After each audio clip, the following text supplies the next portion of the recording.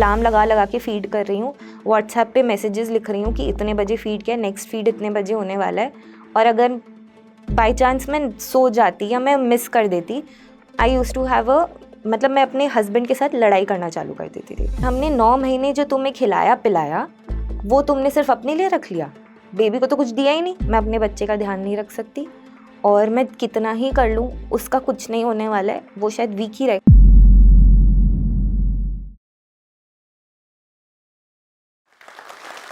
Hi, my name is Adisha Jain and I am from Kolkata, but now currently living in Delhi since I got married. I got married in 2019. मैं उस time 25 साल की थी, and एक होता है ना लाइफ में आप प्लान करके चलते हो कि चीज़ें कैसे जानी चाहिए। तो मेरा था 25 में शादी, 30 में बच्चा, ऐसे पूरा लाइफ प्लान था, एंड एग्जैक्टली वैसे ही हुआ। Eight 29 I had my first child, but मेरी प्रेगनेंसी काफ़ी टफ थी।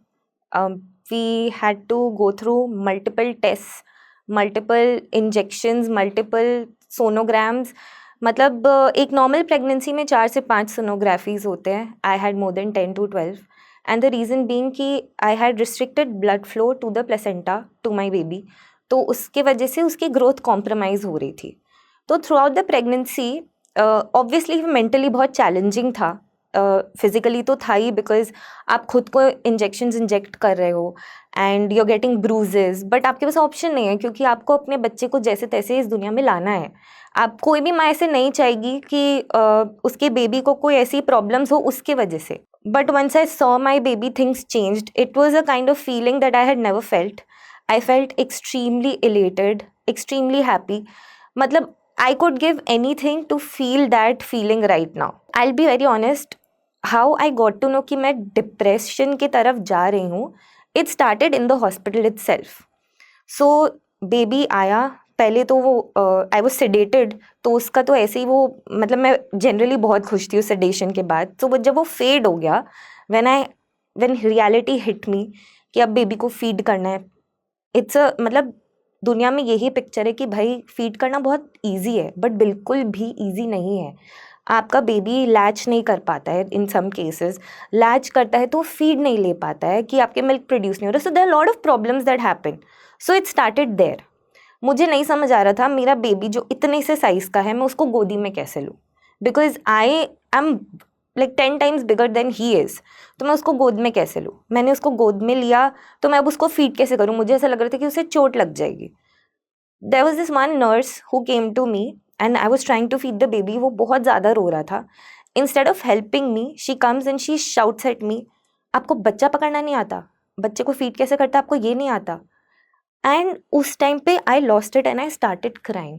आई सेड मेरा फर्स्ट बेबी है, मुझे नहीं पता, अगर आप मुझे बता दोगे तो बहुत हेल्प हो जाएगी, right? And she just walked out of the room. But मैं बहुत ज़ोर ज़ोर से रोने लगी उस समय, क्योंकि मैं उसको फीड नहीं कर पा रही हूँ, मैं उसको पकड़ नहीं पा रही हूँ। मुझे ऐसा लग रहा था कि मैं अपने बच्चे के लिए शायद कुछ कर ही नहीं पाऊँगी। So it started from there. वहाँ से ये शुरू हुआ द प्रोसेस ऑफ फीलिंग कि मैं एक अच्छी माँ नहीं हूँ शायद। ठीक है, फिर वो इवेंचुअली डॉक्टर्स आए। देयर वर 4 पीपल, 4 लोग खड़े थे जो मुझे हेल्प कर रहे थे। डॉक्टर्स थे, पीडियाट्रिशियन थी, लैक्टेशन एक्सपर्ट्स थे। उन्होंने आया, उन्होंने हेल्प किया, उन्होंने बताया ऐसे ऐसे ऐसे करना चाहिए। Finally when I was able to feed him, तो मैंने बोला चलो ठीक है, एक हर्डल क्रॉस हो गया। फिर मैं जब 4 दिन की सोई भी नहीं थी घर पहुंची। अब उन्होंने, डॉक्टर ने मुझे क्लियरली इंस्ट्रक्ट किया था कि आपको अपने बेबी को हर 1.5-2 घंटे में फीड करना है, बिकॉज वो बहुत छोटा है तो हमें उसका वेट गेन करना है। मैं जब घर पहुंची मैं इतनी ज़्यादा थक चुकी थी बिकॉज ऑफ जो भी 4 दिन से मेरे साथ चल रहा था, द होल प्रोसेस। मैं 4 घंटे सो गई। मतलब 4 दिनों में 4 घंटे सोना मेरे लिए बहुत बड़ी बात हो गई थी। मैं 4 घंटे सो गई और मैं उसके रोने से उठी। And I felt so guilty at that point of time कि मेरी वजह से मेरा बच्चा एक्स्ट्रा 2 घंटे भूखा था। सो मैं उसको उठाया, उसको फीड किया, और फीड करते करते फिर से रोने लगी और समझ ही नहीं आ रहा था क्यों रो रही हूँ। और मेरी जो हेल्प थी साथ में, शी ऑल्सो सेड कि कोई बात नहीं, बेबी रोता है, इट्स ओके, छोटा बच्चा है, वो रोएगा, वो ऐसे ही तो बताएगा कि उसे भूख लगी है। एंड मैं उसको बोलने लग गई कि नहीं, मैंने उसको भूखा छोड़ दिया। And I just couldn't stop crying. Postpartum मुझे ना ऐसा लगता था that I am not a good enough mother. मुझे ऐसा लगता था that I am not doing enough for my child. मुझे किसी ने कभी कुछ बोला नहीं, explicitly to be very honest, कभी किसी ने कुछ बोला नहीं। They would just be like कि तू ऐसे कर, तू ऐसे मत कर, तू ये कर, तू वो मत कर। पर एज अ मदर मैं अपने इंस्टिंक्ट्स को फॉलो करने की कोशिश भी करती थी ना, तो जजमेंट्स बहुत ज़्यादा आते थे। तूने ढंग से खाना नहीं खाया होगा इसलिए तेरा बच्चा कमज़ोर रहा। से 6 हफ्तों बाद जो 45 डेज़ का पीरियड होता है, उसके बाद मुझे ये रियलाइज़ हुआ कि डेफिनेटली मुझे डिप्रेशन है।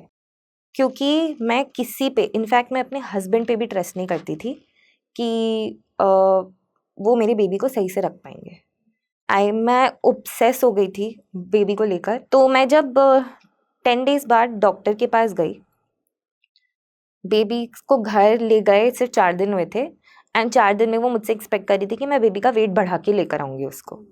तो मैं जैसे ही डॉक्टर के पास गई, कहती है इसका तो वेट ही नहीं बढ़ा, आपने किया क्या फिर 4 दिनों में?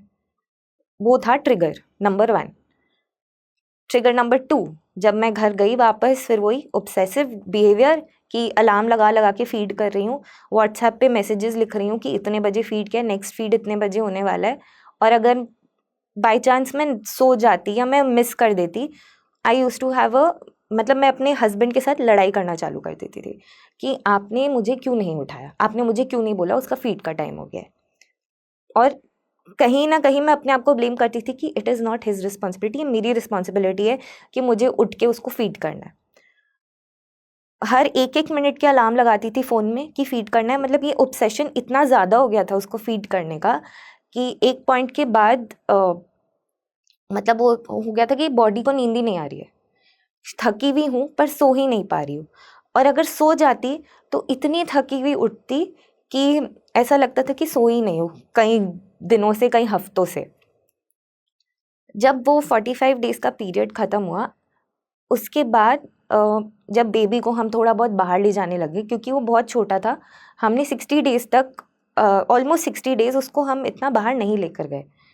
तो जब 45 डेज़ के बाद रूम से बाहर या घर में ही थोड़ा बहुत घूमता था, one of our house helps वो गई उसको देख, अभी मेरे बेटे को देखने आई थी वो, एंड उसको देखते ही उन्होंने बोला कि हमने 9 महीने जो तुम्हें खिलाया पिलाया वो तुमने सिर्फ अपने लिए रख लिया, बेबी को तो कुछ दिया ही नहीं। एंड जब उन्होंने ये बात बोली, मैं रूम के अंदर गई और मैं अनकंट्रोलेबली रोने लग गई। उस मोमेंट पे दिमाग में यही बातें आ रही थी कि मैं अच्छी माँ नहीं हूँ, मैं अपने बच्चे का ध्यान नहीं रख सकती, और मैं कितना ही कर लूँ उसका कुछ नहीं होने वाला है, वो शायद वीक ही रहेगा। मतलब इतने नेगेटिव थॉट्स आने लग गए। ड्यूरिंग माई प्रेगनेंसी मेरा वेट था अराउंड 76-77, हाईएस्ट केजीज उतना गया था 77 केजीज।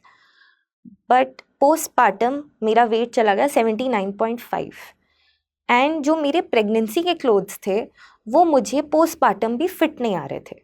तो मेरे माइंड में ये चल रहा था कि उस टाइम तो मेरा बेली था, I had a baby inside me, अब बेबी भी नहीं है तो मुझे कपड़े क्यों नहीं आ रहे हैं। ओवर ईटिंग स्टार्ट हो गया था मेरा, जहाँ मैं 1 या 2 रोटी खाती थी, मैं 4-4 रोटियाँ खा रही थी। And I think having more than 5 to 7 meals a day. और मेरी फैमिली को ये लगता था कि इसको ये फीड कर रही है तो बट नेचुरल है कि इसको भूख लगेगी। मुझे भी वही लगता था कि ना फीड करके आई हूँ इसलिए शायद भूख लग रही है। फीड तो मैं अभी भी कर रही हूँ पर मैं उस तरीके से नहीं खा रही जैसे मैं उस टाइम खा रही थी। तो अब मैं रियलाइज़ करती हूँ कि येस आई वॉज डिप्रेस्ड, क्योंकि मैं इतनी ज़्यादा उस नेगेटिविटी फेज़ में घुस चुकी थी। मुझे रैंडमली एंजाइटी अटैक्स आते थे, मतलब मैं पैनिक करने लग जाती थी। मुझे समझ नहीं आता था exactly to be very honest कि वो क्या हो रहा है, बट उस सिचुएशन में जैसे मैं एकदम शट डाउन हो जाती थी, किसी से बात नहीं करना, कुछ नहीं करना। मैं अचानक से बैठकर सफाइयाँ कर रही हूँ, पूरे रूम की सफाई कर रही हूँ जो ऑलरेडी साफ़ है। अवीर के कपड़ों को, फोल्डेड कपड़ों को वापस फोल्ड करने लग जाती थी। और वो जैसे अगर वो सो रहा है, मैं उसके पास से उठ के नहीं जाती थी। मुझे ऐसा लगता था अगर वो उठ गया, उसे भूख लग गई, वो रोने लग गया तो। धीरे धीरे बाहर के काम, घर के काम स्टार्ट किए, बट कान में एयरपॉड्स और बगल में फ़ोन रख के जाती थी कि इन केस वो उठा तो मैं जल्दी से भाग के उसके पास चल जाऊँगी, वो रोना नहीं चाहिए। मतलब मैंने उसको इतना प्रोटेक्टिव लेयर में डाल दिया था। एंड बिफोर आई हैड अवीर, मेरे दिमाग में ये था कि मैं वैसी मॉम बनूंगी जैसे ना जो अपने बच्चे को फ्री रखेगी, क्योंकि फ्री प्ले करने से और वो जो उसको जिसको अपने आप बड़ा होगा ना तो वो सही होगा, मुझे उसे प्रोटेक्टिव नहीं रखना है। बट मैं ऑपोजिट ही हो गई, मैं उसके बारे में इतनी ज़्यादा प्रोटेक्टिव थी, मुझे ऐसा लगता था कि अगर वो गिर गया तो, एंड उसने टर्न करना भी नहीं सीखा था, रोल भी नहीं करता था, पर मुझे लगता था कि वो बेड से गिर जाएगा। इतना ज़्यादा पैरानोया, इतना ज़्यादा डर लगता था। वो छोटा सा बेबी के चारों तरफ पिलोज लगा कर जाती थी, फ़ोन रख कर जाती थी, और हम I think in the past 17 months हम 17 बार भी उसको अकेले घर पे छोड़ के नहीं गए हैं, क्योंकि हम इतना ज़्यादा डरते हैं कि वो रोने लग जाएगा, उसको मम्मा चाहिए होगी। तो सारे पेरेंट्स को ये डर रहता है, लेकिन हमें कुछ एक्स्ट्रा ही है। हम घर से 10-15 मिनट के रेडियस से ज़्यादा दूर कहीं कभी नहीं जाते। टू बी वेरी ऑनेस्ट, मेरे फैमिली को समझ ही नहीं आया कि मैं डिप्रेस्ड हूँ, क्योंकि मैं इतनी ज़्यादा शट डाउन हो गई थी। उन्हें लगता था कि मैं अवीर के काम में बिज़ी हूँ, कि मैं उसके साथ इन्वॉल्व्ड हूँ, मैं अपने बेबी का ध्यान दे रही हूँ, तो मैं अपने रूम से कितने टाइम तक बाहर भी नहीं निकलती थी। आई थिंक मैं 3 मंथ्स तक तो कहीं भी नहीं गई, ना कोई पार्टीज़ ना कुछ। अगर मैं पार्टी में जाती भी थी तो हाफ एन आवर में घर वापस। मैं अवॉइड करती थी टू इंटरेक्ट विद एनीवन। जब मुझे लगा कि मैं डिप्रेस्ड हूँ या मुझे कुछ ऐसा नेगेटिव एनर्जी आ रहा है, दैट टाइम मैं अपने डॉक्टर के पास गई और मैंने उनको बोला, डॉक्टर मुझे ना कुछ अच्छा नहीं लग रहा, आई think I am depressed. And उन्होंने सीधा ये बोला कि तुम लोग कहाँ कहाँ से पढ़कर आ जाते हो डिप्रेशन के बारे में और फिर तुम्हें लगता है कि तुम डिप्रेस्ड हो। जब उन्होंने ये बात मुझे बोली, आई थॉट कि जब ये प्रोफेशनली मेरी बात नहीं समझ पा रहे तो कोई नहीं समझेगा। एंड मैं ऐसे नहीं बोल रही कि सब डॉक्टर्स या सब प्रोफेशनल्स ऐसे ही होते हैं। I think I just went to the wrong person. मैंने फिर ऑनलाइन सर्च किया, मैंने देखा कि क्या क्या सिम्टम्स होते हैं, and I think I ticked 10 में से 6 सिम्टम्स तो मेरे अंदर थे। तो मैंने सोचा अब प्रोफेशनल से तो ऐसे जवाब मिल गया, घर में बोलूँगी तो समझ नहीं आएगा। अपने हस्बैंड को समझाया, उनको बताया, रो रही हूँ, रोए जा रही हूँ, रोए जा रही हूँ। वो पूछ रहे क्या हो गया, समझ ही नहीं आ रहा मैं उनको क्या बोलूँ कि मुझे क्या हो गया। और वो उन्हें लगता था कि मैं अपसेट हूँ क्योंकि अवीर वीक है या अवीर को प्रॉब्लम्स हो रही हैं। But to be very honest, मुझे मेरे माइंड में वो बातें आ भी नहीं रही थी। मेरे माइंड में आ रहा था कि पता नहीं मेरे साथ क्या हो रहा है। सो टू टैकल विद दैट, मैंने जब भी मुझे कुछ प्रॉब्लम होती थी या मुझे ऐसा लगता था कि बस अब इट्स द लास्ट स्ट्रॉ, अब मुझसे नहीं हो रहा है, या तो मैं सबसे कट ऑफ होके अवीर सो रहा है उसके साथ सो जाती थी। एंड सो के उठने के बाद भी I would not feel good, to be very honest. Depression को ओवरकम करने के बहुत सारे इंटरनेट सोल्यूशंस है, बट मैंने जो किया वो था, सबसे पहले तो आई स्टार्टेड लूजिंग वेट। क्योंकि मैं जैसी दिख रही थी या जैसे मेरे साथ हो रहा था फिज़िकली, आई रियलाइज़ कि अगर मैं फिज़िकली ठीक नहीं रहूँगी तो मैं मेंटली भी ठीक नहीं रहूँगी, क्योंकि मेरा मेंटल स्पेस इतना ख़राब था, मुझे नहीं समझ आ रहा था मैं क्या करूँ। तो मैंने सोचा चलो फिज़िकली थोड़ा सा फिट हो जाते हैं, may be things will get better. And वही हुआ। मैंने ऑलमोस्ट 9 kgs वेट लूज़ कर लिया है since postpartum. To lose that weight पहले तो मैंने किसी डाइटिशियन को कॉन्टैक्ट किया, बट वो मेरे लिए वर्क नहीं किया। तो just to avoid that what I did was, मैंने अपने पोर्शंस को कंट्रोल करना चालू कर दिया। जब मुझे लगता था कि मैं 2 से 4 रोटियां खा रही हूँ, मैं 2 पे रुक जाती। मैं 2 पे रुक के उठ के एक वॉक लेके वापस आती, रियलाइज़ करती नहीं अब इससे ज़्यादा नहीं खाना है। तो धीरे धीरे अपने आप को समझाना चालू किया कि आप बस ओवर ईटिंग कर रहे हो, आपको वो ज़रूरत नहीं है। मैं रोज़ सुबह उठ के, अब डेली प्रैक्टिस मेरा ये रहता है, मैं सुबह उठती हूँ and I clean the room, क्योंकि वो थोड़ा बहुत जो मैट्रेसेस वगैरह इधर उधर होते हैं उनको साफ़ करते करते आई से affirmations. I say that I am the healthiest I have ever bin, I am the happiest that I have ever bin, my baby is has the best mother in the world. तो मैं अपने आप को ऐसे 5 से 10 affirmations बोलती हूँ room साफ़ करते करते। उसके बाद I go in to change and I go for a walk, and I ensure कि मैं 20 मिनट वॉक करूँ या फिर 3 किलोमीटर्स वॉक करूँ, जो भी मेरे लिए उस टाइम पे फीजिबल है। मैं कोशिश करती हूँ कि मैं 5:30 से 6 बजे उठ जाऊँ। पोस्टपार्टम मैं 9 बजे उठ रही थी, क्योंकि रात में एक वही टाइम मिलता था मुझे जो वो मेरा होता था, क्योंकि मैं पूरे दिन बेबी का काम कर रही हूँ और सिर्फ उसके लिए कर रही हूँ। तो उसके सोने के बाद जो रात को 10 बजे से लेके 2 बजे का टाइम था रात को, उस टाइम पे मैं या तो कोई सीरीज़ देख रही होती या बुक पढ़ रही होती, वो मेरा टाइम होता। बट मैंने वो रियलाइज़ किया वो मैं शायद सुबह भी कर सकती हूँ। तो उसके सोते ही I take another half an hour 1 hour, उस टाइम पे मैं आई इंश्योर कि मैं 5 पेजेस किसी बुक की पढूँ, कोई भी book, fiction, non fiction, self help, कुछ भी। 5 पेजेस पढ़ती हूँ, जर्नलिंग करती हूँ। अगर वो दिन मेरे लिए अच्छा नहीं गया तो मैं डेफिनेटली उस दिन उस डे के बारे में नोट डाउन करती हूँ कि ये चीज़ें मेरे साथ हुई एंड मैं नहीं खुश थी, but hoping that tomorrow is going to be a better day. And जब मेरा दिन ऐसे शुरू होता है, फिर अब पूरे दिन कुछ भी हो जाए, I am a happy person. So I have realised मैं अब जस्ट टू ओवरकम डिप्रेशन मैंने अपने आप को प्रायोरिटाइज करना चालू कर दिया।